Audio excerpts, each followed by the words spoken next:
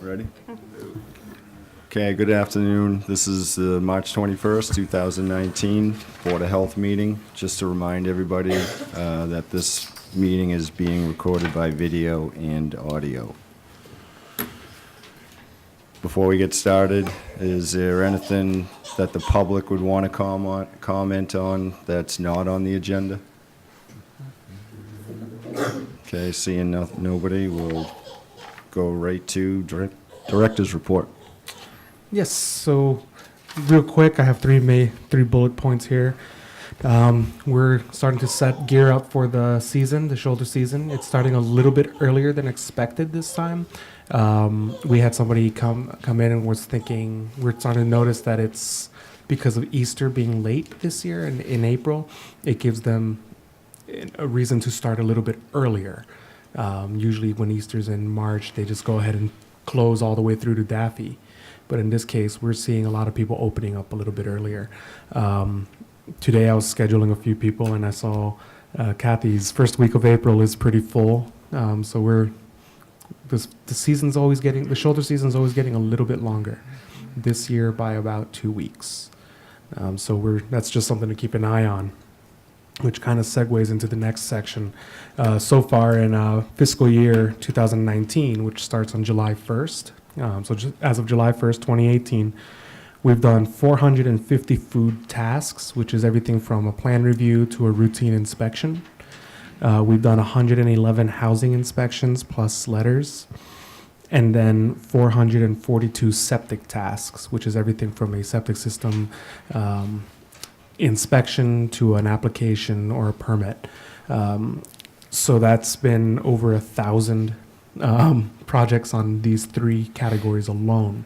That's not counting tobacco, tick-borne disease, and any sort of other tasks that we do. It's looking to be a pretty busy year. This fiscal year is definitely higher, so we're going to welcome that third inspector as soon as we can. And then lastly, it kind of touches with this board as well as the select board. Yesterday, the select board voted to start negotiations for a host community agreement with the Act Natural marijuana retail dispensary and medical dispensary. So moving forward from there, that's when we'll start talking about the permitting, the food permitting, our inspections and things like that. Jim, if you would like to add anything to that, since you were there.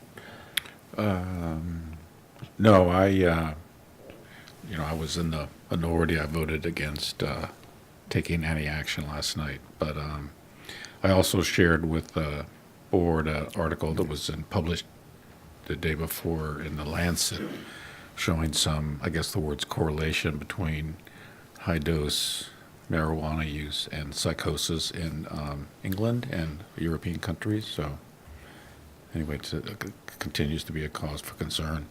And then yesterday in the Boston Globe, one of the criteria for the applicants in the RFQ was more points were given for local ownership. And I didn't read the article, but one of the attorneys referenced an article in yesterday's Boston Globe saying that some of the companies are trying to skirt the ownership issue by creating these management companies, which are kind of funneled into the profits are into this wholly owned, this kind of corporate entity. And the second one that wasn't chosen, we didn't have knowledge about that article, but that's their corporate vehicle that they use called Acreage. So anyway. Yeah. Yeah. Mm-hmm. Or if you want to. So for the record, Kathy LaFave, Health Department. Art and I yesterday were at an MHOA DEP seminar. There was a woman who gave a presentation on dust, odors. I think she had another area that she was dealing with. But one of the things that came up was the cannabis. They're dealing with a lot of issues with smell and odor in neighborhoods, and they haven't been able to rectify it. So I just thought I'd throw it out there. Another thing was the chilling on the roof. The chilling containers were very loud.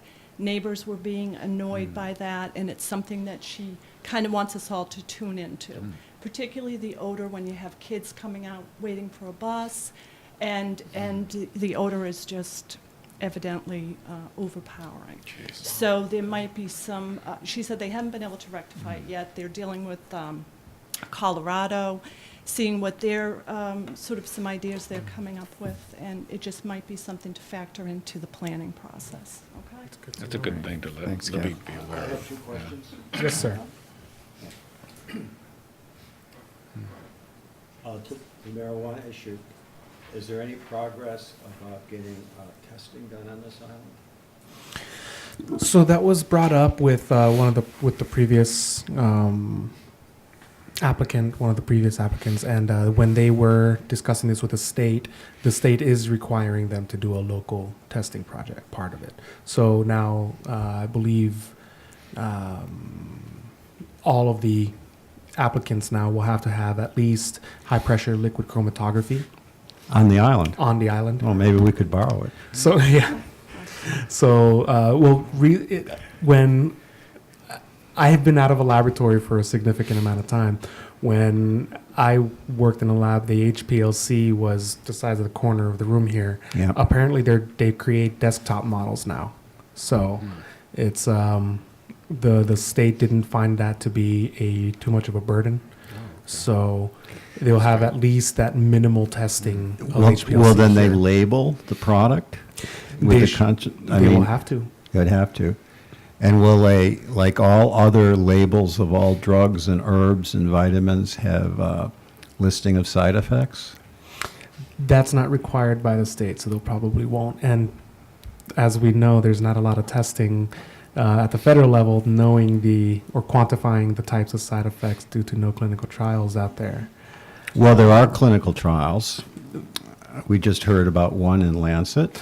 Yes. There was a very fine clinical trial done about a year ago that showed that THC is in breast milk, for example. I mean, these things should be on the label, I would think. Yeah, the state's not requiring And it. again, I asked this before, I'm getting old, I can't remember. We can't require that Yeah. here. We can't require it either. But what we can require them to do is do the testing and post the concentrations of the active And in ingredients. what about impurities, percentage of active ingredients, et cetera, like any other drug has? They have to post the percentage of active ingredients. That's actually a requirement. Oh, good. But specifically the cannabinoids. If there's any other type of active ingredient in there, they don't have Like to. the fentanyl or something? Will they be, no, I'm serious. Absolutely, that would be considered a contaminant. Would they be testing for that? They have to be testing for everything, any sort of contaminant. So, and the theory behind it is the HPLC will be able to. And they will have a qualified lab technician to do this, who's certified? I'm sorry. That's the sticking point, actually. We don't think we don't know if that's required. I don't believe so. Because at the mainland, they has to have a qualified, certified laboratory. Well, again, doing I it. don't want to repeat myself, but why do we put Nantucket residents at risk if we're having somebody not certified doing the testing?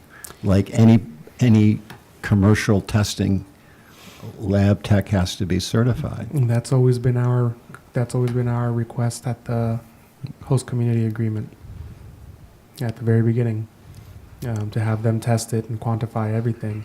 Already by law, they're not allowed to have any pesticides, herbicides, any known fungus, any fungicides. If it's contaminated by the bacteria or spores, they cannot have that either. I don't want to belabor the point, but to do all that testing will require a great deal of time and someone that actually knows how to do it. Absolutely. You just can't have a machine. Absolutely. We agree. Well, this board could go on record of saying that's important. It could take a motion, send that along, and that could be some kind of input into the host and community agreement negotiation. I mean, I get that, but I'm just saying yeah. in the absence of this board not taking any action, there won't be anything in there. Well, I would propose a motion then that this board believes, or we think for good scientific and health grounds, product should be labeled with active ingredient, should be labeled with a percentage of active ingredient Concentration. should be labeled with contaminants and should also include health warnings and potential side effects. That's my motion. I'll second that. All in favor? Aye. Aye, Chairman says. repeat that. Okay, we wants all the products. All the products to be labeled with, Active ingredient, percentage of active ingredient, percentage of active ingredients, So this wasn't on the agenda to talk about? weight of active ingredient, or in other words, however it is, milligrams or whatever, and weight. and weight, percentage of contaminants, and they also be identified, and that packaging should indicate known potential side effects.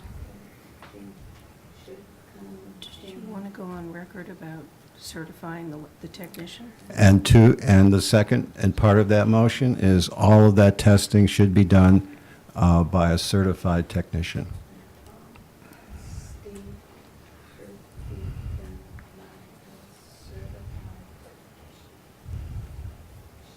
a certified And all testing should be done under normal, good laboratory practice guidelines. And we need a vote on the certified person because that wasn't part of the original So motion. I'll add that to, I consider that friendly motion or whatever, so I'll add a second to that.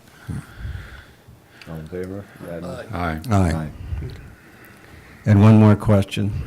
Yes, sir. You had, was there a fertilizer group meeting while I was away? Yes. So we met with the Fertilizer Advisory Committee to review the regulation as the regulation changes that we've proposed. They're very amenable to it. So we forwarded it to Town Council. I just realized that I haven't forwarded it to you. So let me go ahead and forward that tonight. But we can move forward for the April 15th public hearing for the fertilizer regulation. But it is formatted, the group of, I think it was 7 fertilizer applicators that were in the room were very amenable to it. One third question, I'm sorry to take all this time. And the status of the water testing We actually and the rec- dump testing, et cetera? we actually received the water testing information this morning Oh, from our lab consultant. So he actually came up with a part of a pro forma and no, everything for the actually, laboratory. I was talking about the new nitrogen testing and stuff. Yes, and that also we actually got an update about that this morning from CDM Smith. They have all their laboratory information and they're getting it to SMAST is the second consultant. So we should have that report any moment. So the contract for them expires April 30th. So at the latest, we have to have that report by April 30th. Okay, thank you. Yes, sir. Okay. Approval of the minutes. Anybody have any corrections, additions? Nope. Okay, a motion to approve. So moved. Second? All in favor? Aye. Aye. Okay, 123 won't win it. Yes. So I can't say Okay. okay. So Jimmy is recusing. Yep. Okay. 123 Walwinet Road is requesting a tight tank, and I believe Don Bracken is here in representing the property owner. Yes, Don Bracken, Bracken Engineering. The property is almost a 16,000 square foot lot. Has an existing 4-bedroom dwelling. The original house was built around 1920. It appears there's been modifications to it since then. The house has been in the same family since 1975. The existing system consists of a 1,000-gallon septic tank and 2 leaching trenches that were installed in 1993, prior to the changes in 1995. We did a couple of test pits on the property, one in the back toward the coastal dune, one in the front toward the road.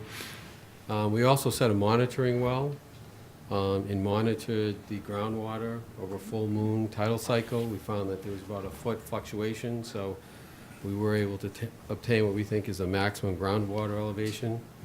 And on this property, it ended up being at elevation 3.9. And to give you a reference, the front of the lot near the road is about elevation 6, and then the back of the lot where the existing system is around elevation 8 to 9.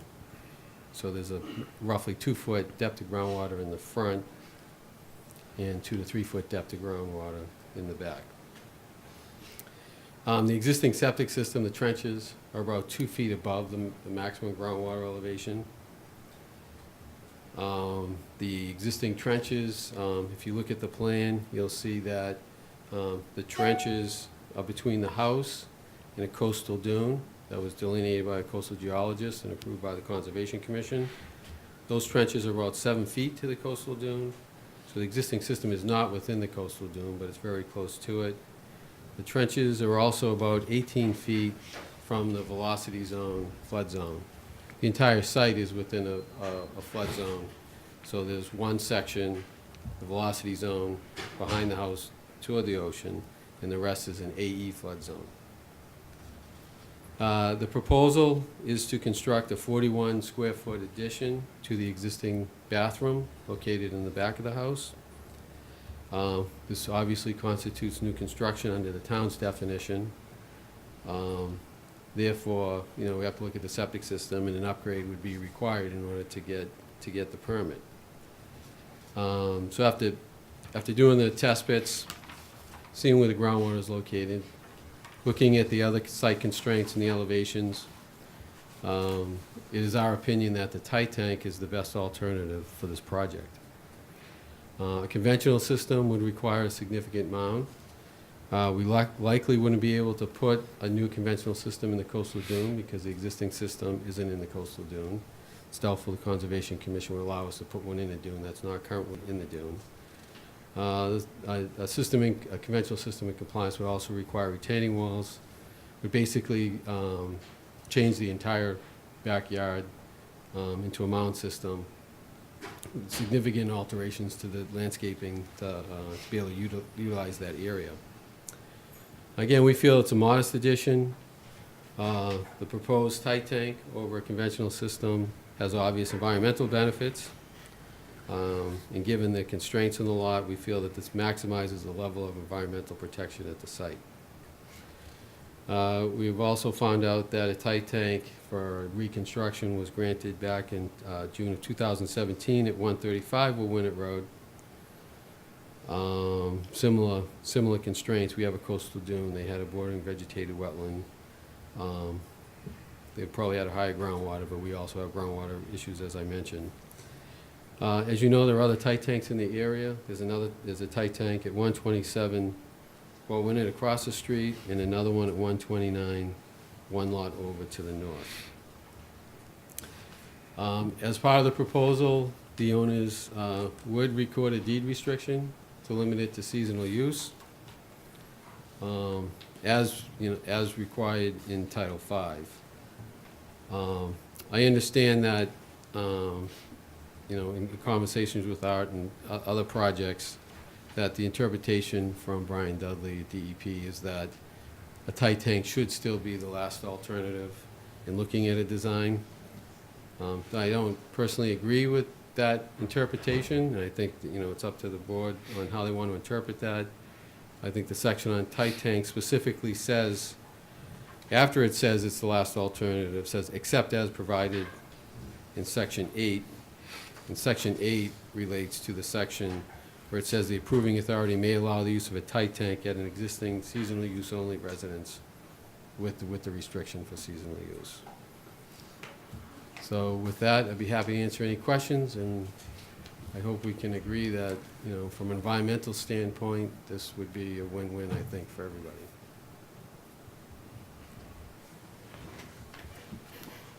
Have you even looked at a design or tried to, the place is on town water, you don't have to deal with any wells there. No, right. Just looking at the constraints, we know it would be substantial, and I don't think the owner is even willing to go that distance to get the small addition. They're very adamant on trying to keep the level where it is and having usable space, yard area. I mean, we could, but I think what you're gonna see is an extremely expensive system that's just gonna change the whole landscape, and that's not where they wanna go. Well, I mean, I just don't like the idea of putting something in for convenience purposes. That if you could, fit a system in there, whether it's conventional or an IA or Concom makes you put an IA in. Have you looked at drip dispersal, where you can get to 5 feet to a foundation, and then you're actually, you get the ground, a lot higher to above groundwater? Again, we haven't looked at those alternatives, knowing that it would be like a 3-foot mound, even with a conventional, and could require retaining walls and so forth, so. Jim? So I think, all I've heard since I've been on the board for 2 years, it's a last resort. The way I read or interpreted the reading of that regulation was, what it basically says is, when it is the last resort, it is the governing authority, this board, that makes that stipulation, and that has to approve it. And so I don't see that as a way for us to interpret the regulations. And I'm uncomfortable being in a position where this board has to adjudicate whether a quote, what the scope of the project would drive the type of sewer system out there, septic system. So I wouldn't, unless I hear more information on the face of it, it just doesn't make sense. What is the office opinion? All right.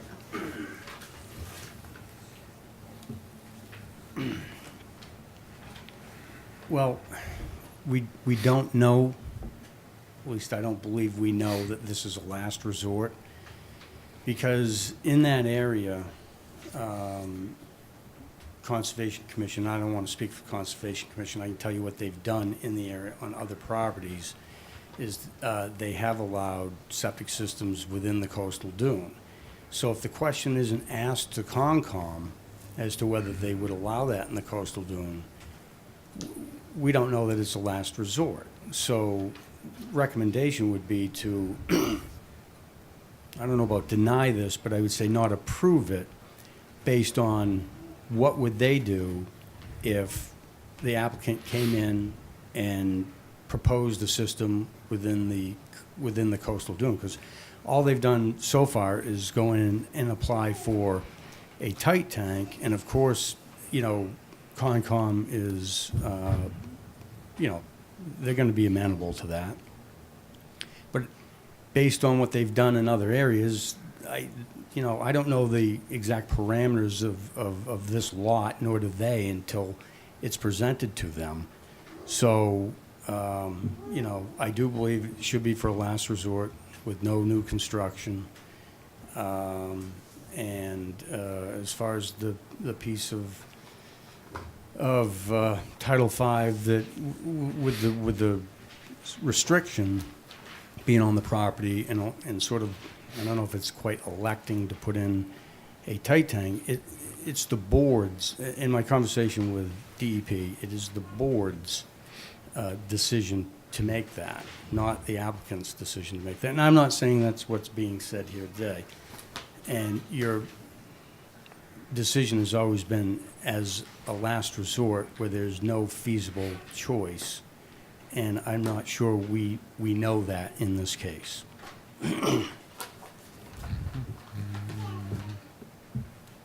Malcolm, Well, yeah, I mean,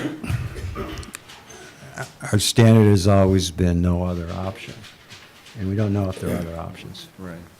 Well, if I may, I'd like to ask the board to continue to the next meeting.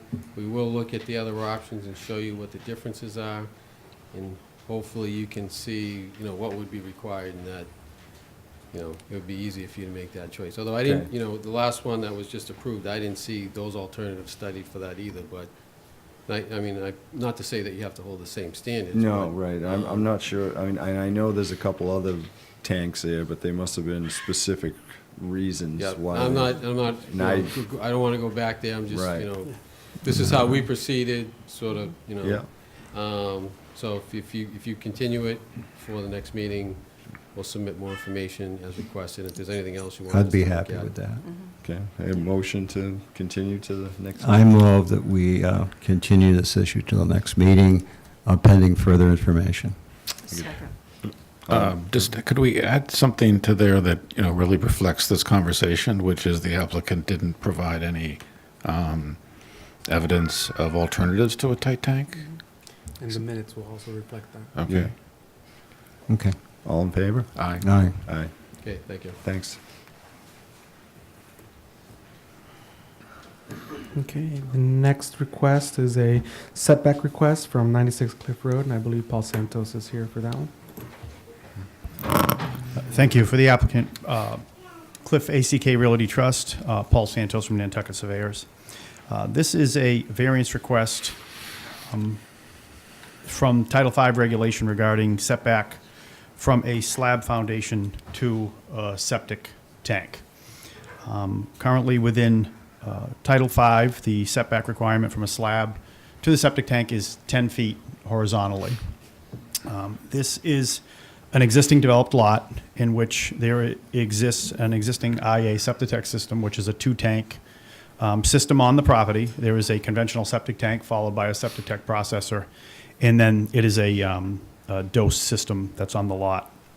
And the applicant is looking to construct a garage addition to the existing dwelling.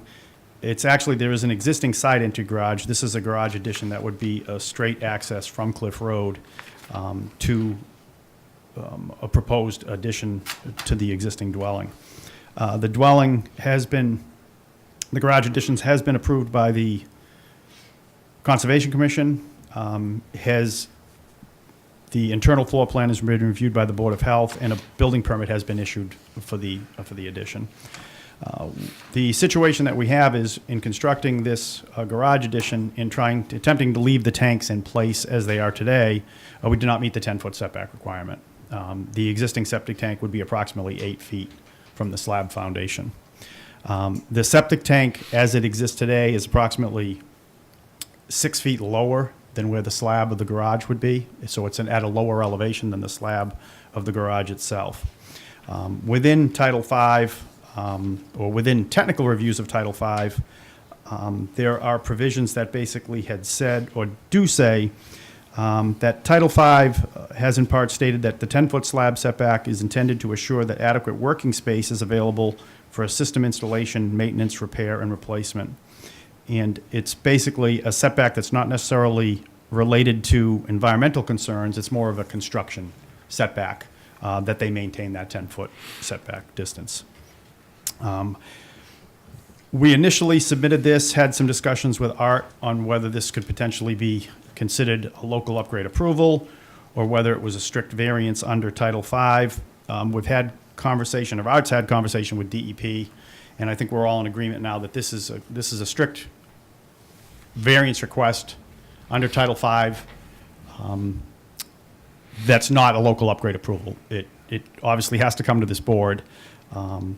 And would also, thereby also request, we would have to require certified notice to the abutters for this particular application. So I'm before you today to just give you an overview of what the application is, and I'd actually like to get a sense of the board on whether or not I should go forward with this at the next meeting, or we end this today and we provide a tank relocation plan and construct the tanks in accordance with Title V. That being said, we can relocate the two tanks on the property and comply with the Title V regulation of 10-foot setback. The two tanks, if you look at the plans that were submitted, the two tanks are located parallel to the easterly property line. Those two tanks would have to be relocated parallel to Cliff Road underneath the existing driveway, which we can do. And we would then meet the setback, the 10-foot setback to the garage addition. So we do have the ability to move the two tanks in a different location and comply with the regulations. The thought coming before you was that whether or not that 2 foot is de minimis with regard to a setback variance and whether or not leaving those 2 tanks in place was something that this board or whether staff would be amenable to. And I'd be happy to answer any questions that you may have. The word de minimis has been thrown around in the last few years. It's Yeah. a word we don't like to use. Okay. You know, so let's scratch that. Anybody, Jim? I mean, you had the ability to move the tanks. Correct. Why don't you just move the tanks? Well, I mean, I was asked if we could ask the board. It's an option that's available to the applicant to ask for a variance. And that's what we have done. So, but Jim, I can move the tanks. Move the It's tanks. an expense, but I'm not going to get into what the expense is and whether that's not what I'm. It's here de to- minimis. You know, so. No, the expense is not de minimis. Oh, okay. Ultimately, not asking for a variance is a solid no. It's always worth an ask. So. Fine. Correct. I mean, I came before you to Ask. ask, as I said. I mean, the one thing is the tanks are in a lower location, but, as we had some discussions, whether it was local upgrade approval or whether it was the strict variance, I think I know where Art stands, and he'll get up and have something to say about it too, so. But right. that's where we're at. Okay, thanks.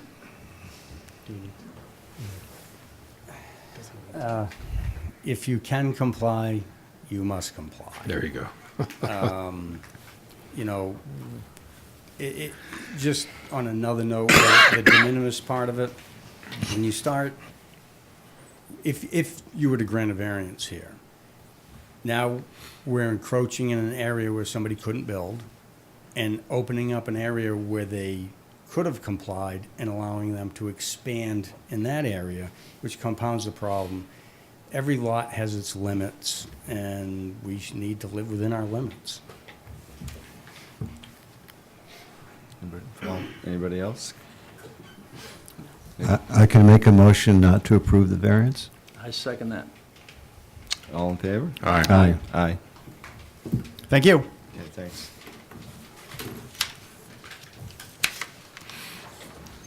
And then we have 20 Fulling Mill Road. It's a 2 strikes. You sure you want to do this? we'll let Art to For the the plate. applicant, Art Gasparo, Nantucket Engineering. I'm before you tonight with what I believe is a maximum feasible compliance situation where we're requesting relief to allow the installation of an upgraded system within 100 feet of wetland resource area. The existing leach trench is about 23 feet away from the vegetated wetland, and we are looking to both increase the horizontal and vertical separation distance from the wetland and groundwater to the maximum extent that we can. We're proposing a fast system, a new tank into a fast system into an elevated leach bed, and essentially one of the only locations that we can which complies with the well setbacks.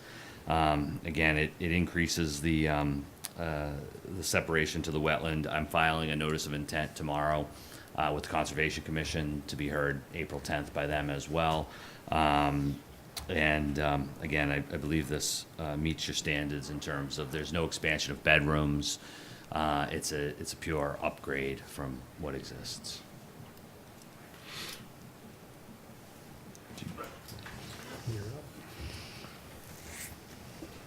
This is, the best they can do. We can't get any better than this. It's a failed system, I believe, that is under maybe a correction order. And, they've responded to everything, and got on it, and they're giving us the best they can, putting an innovative alternative system in there. We would approve it. Good. Pretty, did you get a chance to look at it? It's pretty, it's getting a lot better than what's there, that's for sure. Can't believe that even got in, but, That sounds good. yeah. So, Can I get a motion to approve the So variances? moved. Second. Second. Okay. All in favor? Aye. Aye. Thank you. Thanks, Art. See, we're not all bad. batting 333. So in baseball, that's really good. Okay.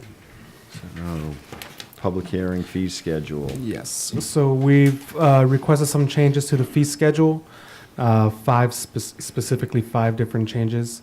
In order to change any of the regulations, we would need to open a public hearing. And before we can begin any of the deliberations, we need that motion. We get a motion to open the public hearing. Motion to open public hearing. Second. All in favor? Aye. Aye. Let's go. Public hearing is open. Okay, so over the past few years, I don't know if you remember, in 2016, we updated it was December 2015 that we did an update to the fee schedule where we raised a lot of the septic fees and we redid a lot of the restaurant fees. This year, what we're looking at is we did not touch the in-holder fees, the dormitory fees, or anything back then. So that's been the same for about at least the 4 years that I've been here, the almost 4 years, and from before. So what we've looked into is changing the in-holder fee from 100 to 150, lodging house from 100 to 150, dormitories from 100 to 150, tobacco permits from 150 to 300 in this case. And then with some feedback that we received from the community, there are sometimes there'll be fundraising events where all they have out is something like a cheese plate and some wine or hummus platter and vegetables, and we end up having to charge them the $50 per event for a temporary permit. It's kind of an onerous permit, so in this case, we've created a new category of temporary food permit, which is a nonprofit fundraiser with no food prep. That would be a $100 permit for 5 events. So it brings that price down to $20 per permit. We're looking to limit that to 2 times a year. So it would be 10 events.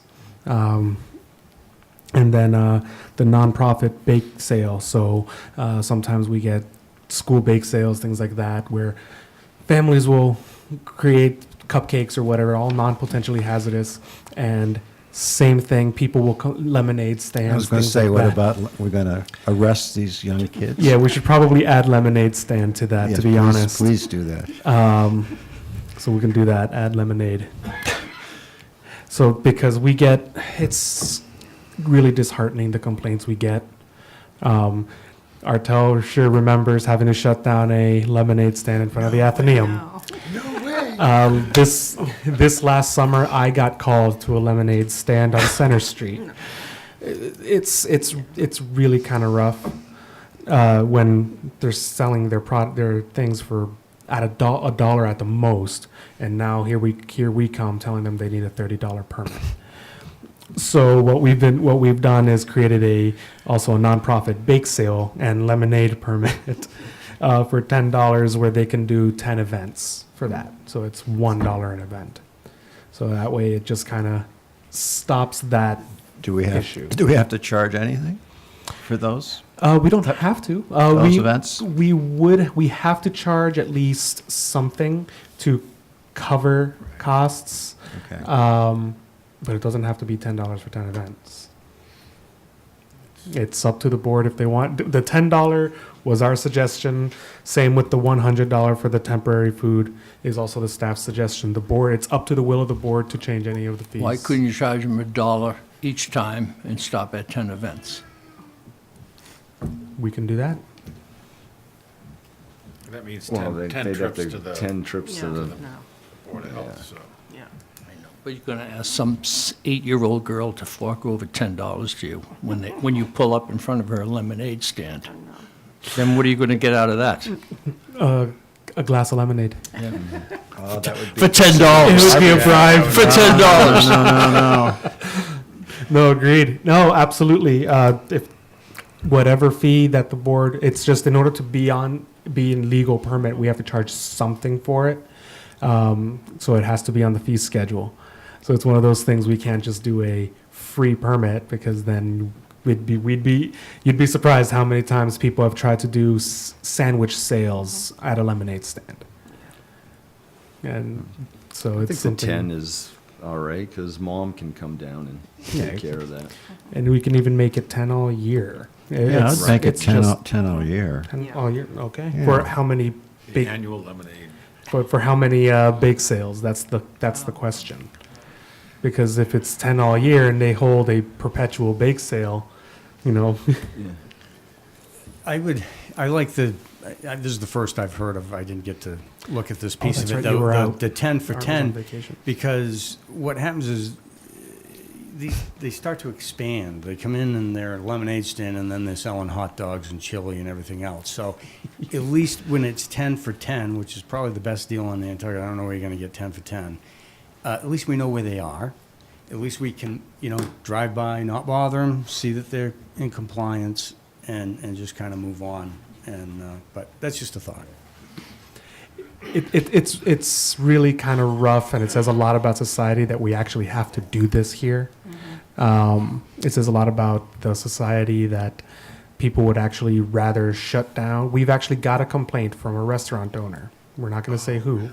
That said, he is stealing my business with his lemonade stand across the street. We've actually had that complaint.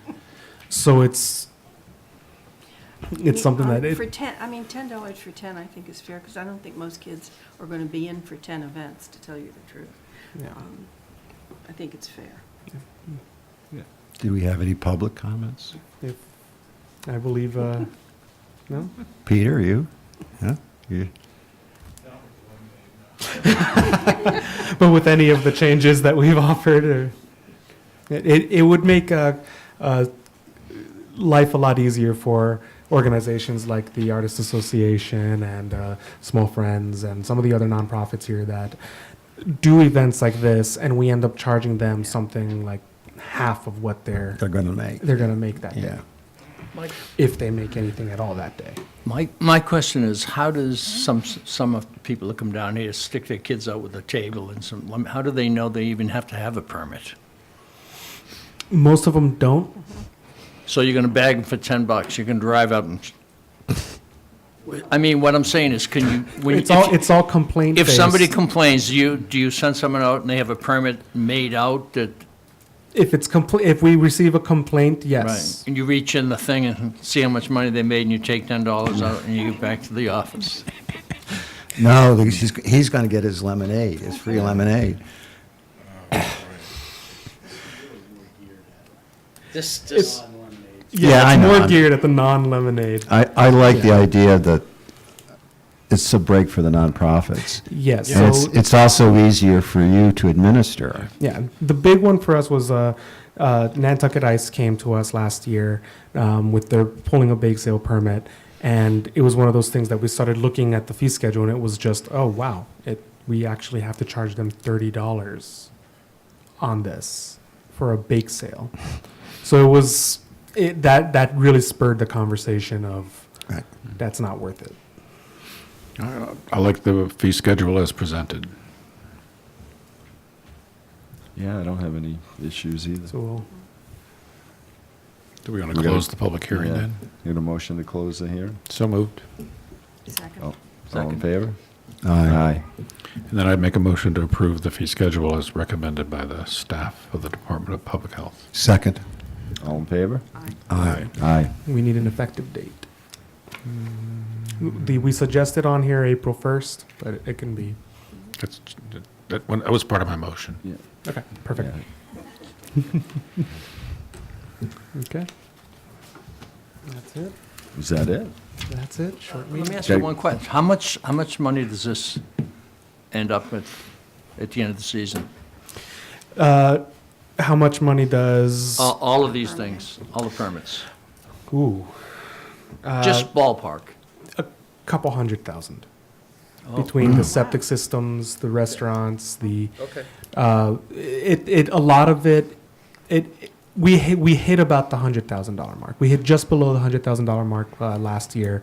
This year we'll probably be at 100. And where does that money go? Does any of it go to the health department? A good portion of it, actually. We have a septic revolver fund where a portion of our salaries come from, and we also have a food revolver fund that a portion of our salaries come from. Okay, thank you. Two separate questions. One, has there been any advancement on the Narcan regulation or request for Yes, testing? And I've been talking with Hugh, who was here last time. We're just looking up ideas, doing everything right now, though. Thank you for reminding me. During the Choke Saver, after the Choke Saver training in May, on May 25th, we will be doing the Narcan training afterwards at 1 o'clock in this room, or upstairs. That's for anybody, or is that? That's for anybody. Okay. It's just that it happens to be after the Choke Saver because we're trying to get it so that the restaurants who have to do Choke Saver also do the Narcan training. When is that again? It's I believe it's May 25th, but let me confirm that for you. So while you're, next question for that. So. Oh, yeah, tick-borne disease, somebody asked me if there was any correlation between the prevalence of feral cat, this is the first I've heard of this, prevalence of feral cats and eating the white-footed mouse. And I've not, and I was told with great authority that this is what has caused the decrease in tick-borne disease. And I asked if there was any data to back it up, and I said no. I know of absolutely none. Okay, I've never This heard of is the it. Okay. first I've heard of. And I'm trying to think through the logic. The cats eating the mice? Yeah, mhm. Well, then they would destroy the disease. Hasn't happened. I would, or unless it got the cats. There's a debate about whether cats actually get Lyme too. Okay. Thank you. So, Jim? I just have just a comment. This will be my last Board of Health meeting. It's been a pleasure to be the Board of Selectmen rep for the last 2 years, and it's one of the duties I look forward to most is coming to your meetings. You have a great board and an outstanding staff, and if I had my wishes, I hope you'd expand on your role as looking at public health in other areas in terms of not just the areas you're looking at now.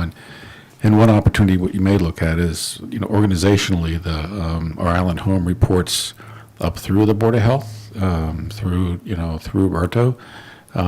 So that might be an area that you may have an interest in getting into at some point in the future. But thanks again for being such a great group. Thank you. Thank you. Thank you. You should have run again.